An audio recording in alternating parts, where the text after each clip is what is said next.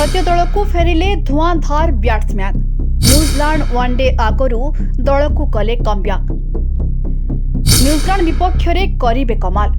भारतीय क्रिकेट दल पर एक खुशी खबर अच्छी कारण वनडे उप अधिनायक श्रेयस अय्यर को फिट घोषणा कर जनवरी 11 आरंभ होता भारत बनाम न्यूजीलैंड वनडे सीरीज रे अय्यर खेलिबे बोली आशा करा जाउछि। बीसीसीआई तांको भारतीय दल रे शामिल करिछि, किंतु यह मध्य कहिछि जे तांकर अंशग्रहण तांको फिटनेस उपर निर्भर करिबा बोली कुआ जायतिला। श्रेयस अय्यर मैच पाई अछंती पूरा फिट। अगरकर को चिठी लिखिले VVS लक्ष्मण। श्रेयस अय्यर न्यूजीलैंड विपक्ष वनडे सीरीज रे खेलिबा पाई फिट अछंती। गत किछि दिन धरी बीसीसीआई सेंटर ऑफ एक्सीलेंस रे तांकर पुनर्वासन शेष होईछि।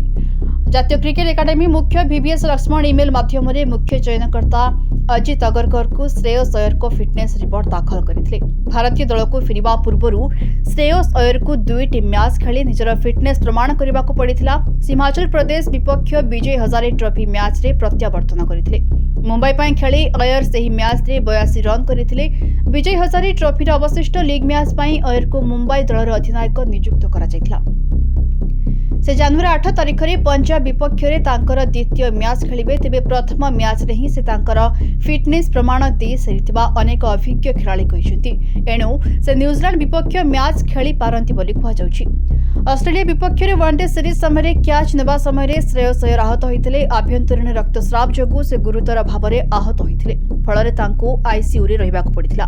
वर्तमान अनेक समय रेस्ट नेबा परे से दल को फेरिछंती आ से पूरा फिट थिबा कुहा जाउछि।